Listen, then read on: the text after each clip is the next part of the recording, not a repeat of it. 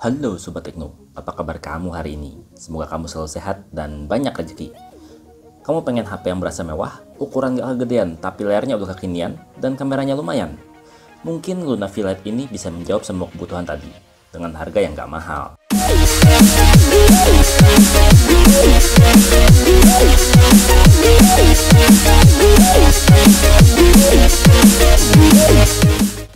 Nah, karena setara dengan HP layar 5 inci, tapi lebih panjang dikit, resolusi layar 720p nggak jadi kendala. Malahan layarnya masih tergolong sangat jernih dan menawan. Sangat nyaman untuk menghibur diri nonton video.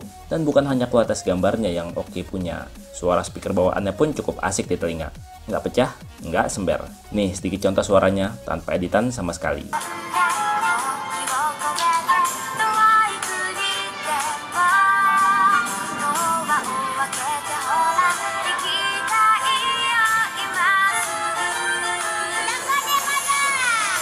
Di atas layar ada kamera selfie 8 megapiksel, speaker, LED flash yang didesain tersamarkan nggak kelihatan, dan LED notifikasi yang nyalanya warna-warni, tergantung si HP mau ngasih kode apa. Yang paling kece itu bodi belakangnya, terbuat dari bahan polikarbonat, yang didesain seakan terbuat dari bahan keramik. Kamera belakang dan LED flash dalam satu bingkai di pojok kanan atas. Di bagian bawahnya ada 84 lubang grill speaker memanjang, yang kalau diperhatiin nyaris nggak kelihatan. Udah sih, nggak usah dihitungin. HP ini masih menggunakan konektor micro USB yang posisinya di sisi bawah, berdampingan dengan konektor handsfree dan lubang mic. Tombol volume dan power memiliki tekstur yang sama dengan bodi, diletakkan di sisi kanan HP. Sementara slot SIM card posisinya di sisi kiri. Sayangnya masih bergaya hybrid, hermaphroditic. Di slot SIM 2-nya, kamu mesti milih untuk SIM 2 atau untuk micro SD. Sebel nggak sih? Memori internal dikit tapi slot pelit. Tapi bagusnya micro SD-nya bisa disetting jadi penyimpanan internal. Jadi, kamu bisa install aplikasi semampu yang kamu bisa. Dan secara keseluruhan, desainnya keren banget deh. Mewahnya, seakan-akan ini HP flagship. Enak banget di genggaman. Sensor sidik jarinya juga mudah banget dijangkau, tanpa perlu ujung jari nyari-nyari ngeraba.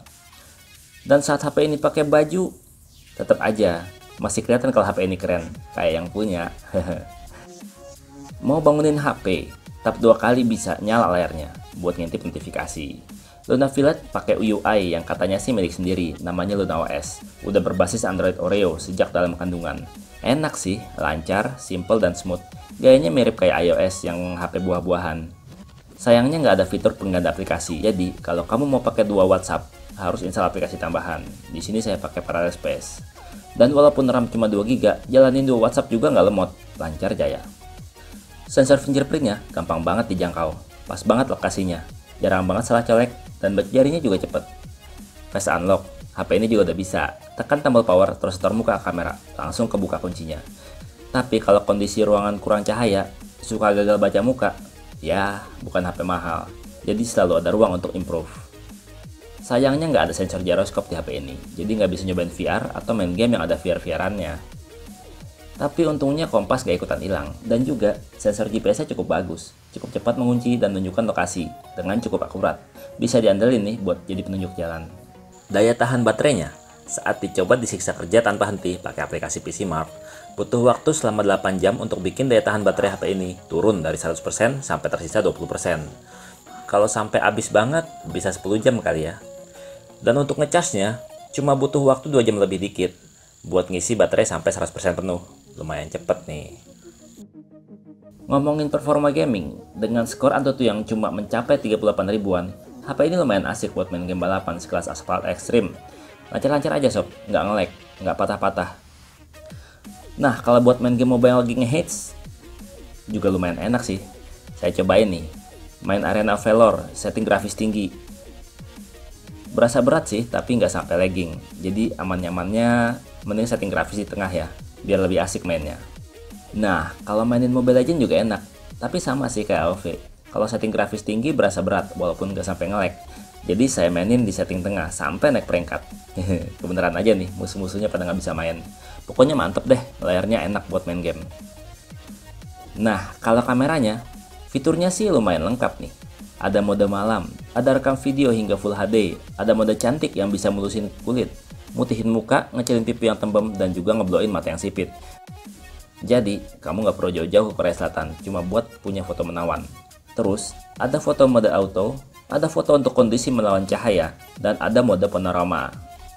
Di menu kamera ada juga fitur-fitur tambahan yang cukup banyak, dari timelapse sampai ke scan kartu nama. Lumayan komplit ya, walaupun nggak ada mode pro-nya. Dan hasil-hasil fotonya juga cukup bagus. Kamera depannya bisa menghasilkan foto yang cukup baik untuk smartphone kelas jutaan. Tone warnanya bagus, nggak pucat. Detail fotonya juga dapet. Sementara kamera belakangnya tergolong cukup wah sih untuk smartphone di harga sejutaan. Tone warna dan detailnya cukup maksimal. Warna yang dihasilkan juga cukup natural. Dan pada kondisi minim cahaya, memang sih noise agak mulai muncul. Tapi tetap terlihat apik dan masih bisa dinikmati. Tapi yang disayangin sih, perekaman videonya belum bisa stabil karena nggak ada fitur stabilisasi OIS ataupun AIS. Hasil perekaman suaranya sih udah cukup baik. Bisa lah buat vlogging tanpa mic tambahan.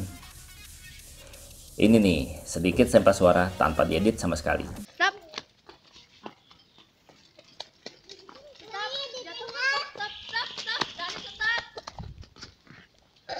Dan dengan semua experience yang saya lalui bersama HP ini, kalau menurut saya sih cukup layak untuk dibeli.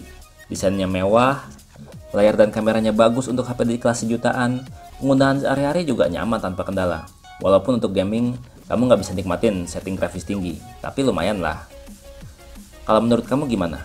Saya tungguin komennya. Dan akhir kata, saya Krida pamit undur diri, sampai jumpa di video berikutnya. Bye-bye!